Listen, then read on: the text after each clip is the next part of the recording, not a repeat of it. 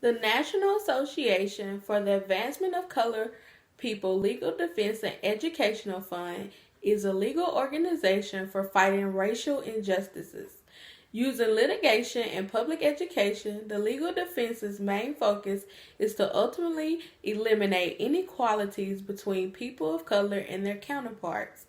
The Legal Defense Fund desires to increase fairness in the economic life of African Americans. The Legal Defense Fund uses several servant leadership principles. First, the Legal Defense Fund uses awareness. They are always up to speed in regards to what situations are currently happening and how they should be addressed by the Legal Defense Fund. Secondly, they promote growth. The Legal Defense Fund wants to reduce the role of race in the criminal justice system.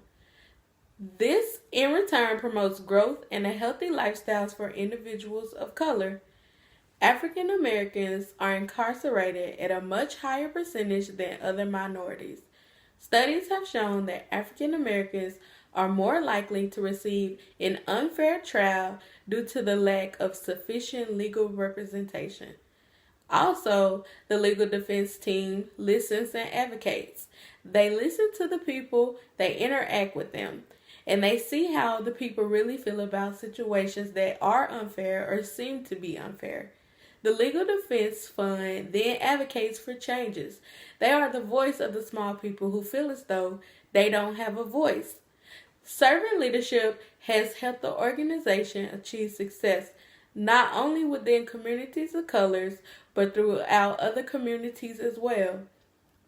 By implementing servant leadership policies, more individuals are willing to select the Legal Defense Fund because they know that the Legal Defense Fund's main focus is to put the needs of the client first. In my opinion, the most valued servant leadership principle is awareness. Far too often, things go unnoticed and quickly escalate to a more serious problem that could have been solved from the beginning.